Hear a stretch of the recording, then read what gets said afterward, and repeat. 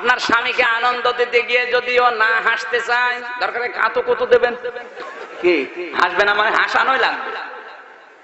এমনকি আপনি যদি ইয়ারকি আড্ডা করতে গিয়ে স্বামী আপনার দাঁত দেখে, যেই কয়টা দাঁত দেখবে ওই কয়টা সওয়াব হবে। আপনার সুবহানাল্লাহ বলার দরকার নেই, বাড়ি যেয়ে দেখবেন দাঁত কেলিয়ে পড়ে আছে, ও আর বন্ধ হচ্ছে না।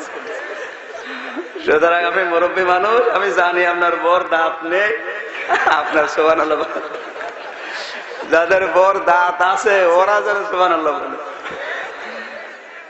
আদ-দুনিয়া কুল্লুহা মাতাউন ওয়া খায়রু মাতাউদ দুনিয়া ইমরাতুস সালিহা। আল্লাহর নবী বলেন পৃথিবীর সবকিছুই সম্পদ, এর ভিতরে উত্তম সম্পদ হচ্ছে আল্লাহওয়ালা নেককার মেয়ে মানুষ। তাহলে উত্তম নেককার সম্পদের ভেতরে আপনার স্ত্রী যদি আল্লাহওয়ালা মেয়ে মানুষ হয়, এইটা কিন্তু মাল সম্পদ। এবার আসেন নেককার স্ত্রী কাকে বলে? আমরা বাংলাদেশে মনে করি নেককার স্ত্রী ওইটা যারা নামাজ পড়ে, রোজা রাখে, কালো বোরকা পরে ঘুরে বেড়ায়।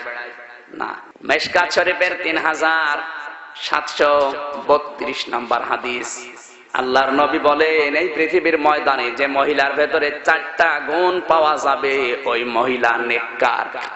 এবার আপনি মিলান তো আপনার বর ভেতরে আছে কিনা। বলবো হাদিস বলবো। বিশ্বনবী বলেন নেককার হওয়ার জন্য প্রথম শর্ত এই, তার স্বামী যখন তার দিকে তাকাবে সে তখন স্বামীকে আনন্দ দেবে। আপনি আন্দাজে সুবহানাল্লাহ বলছেন, বুড়ো মানুষ বলছেন কিছু, জীবন যৌবন শেষ, আনন্দ কি বুঝবে? আনন্দ করে আইছে। সম্মানিত মা বোন যারা মহিলা প্যান্ডেলে আছেন, এটা ইবাদত। আপনি যদি নেককার হতে চান, জান্নাতের দরজা খুলে রাখতে চান, স্বামী যখন আসবে বাইরে থেকে স্বামীকে আনন্দ দেওয়া লাগবে, অঙ্গভঙ্গি দিয়ে, কথাবার্তা দিয়ে, সাজগোজ দিয়ে, পোশাক আশাক করে হোক, টাকাটা ব্লাউজ পরতে পারেন, অসুবিধা নেই। স্বামী যদি আনন্দ পায়, আপনার হাতা রাখারই দরকার নেই। ব্লাউজ গায়ে দেবেন এমন কায়দায় যেন ফুটবল খেলার মাঠ মনে হয়, অসুবিধা কি? স্বামীর জন্য জায়েজ আছে। আপনার স্বামীকে আনন্দ দিতে গিয়ে যদিও না হাসতে চায়, দরকারে কাতু কুতু দেবেন, কি হাসবে না মানে হাসানোই লাগবে। এমনকি আপনি যদি ইয়ারকি আড্ডা করতে গিয়ে স্বামী আপনার দাঁত দেখে, যেই কয়টা দাঁত দেখবে ওই কয়টা সওয়াব হবে। আপনার সুবহানাল্লাহ বলার দরকার নেই, বাড়ি যেয়ে দেখবেন দাঁত কেলিয়ে পড়ে আছে, ও আর বন্ধ হচ্ছে না। সুতরাং আপনি মুরব্বী মানুষ, আমি জানি আপনার বর দাঁত নেই, আপনার সুবহানাল্লাহ যাদের বর দাঁত আছে ওরা যেন সুবহানাল্লাহ বলে। আপনি বাড়ি যেয়ে দেখবেন 32টা কেলিয়ে পড়ে আছে, কি গো? না তুমি দেখো, আমি আর বন্ধ করব না।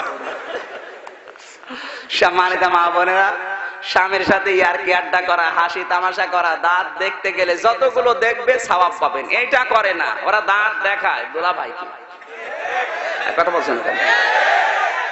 ওরা আনন্দ দিতে পারে নিজের স্বামী বাদ দিয়ে অন্য পুরুষকে। 2 নাম্বারটা বলবো, বিশ্বনবী বলেন স্বামী যদি কোনো আদেশ করে আর ওটা যদি জায়েজ হয়, জীবন থাকতে মানা লাগবে। এরকম মহিলা তো ঘরে ঘরে। স্বামী ডাকতে ডাকতে পাগল হয়ে যাচ্ছে, ওর মুরগিকে খাবার দিয়া নিয়ে ব্যস্ত, তার মুরগি এত দামি হয়ে গেল।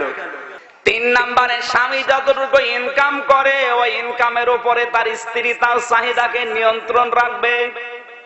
স্বামীর ইনকাম প্রতি মাসে 30,000 টাকা, এমন বউ পেয়েছে প্রতি মাসে বিউটি পার্লারে সাজতেই লাগে 28,000 টাকা।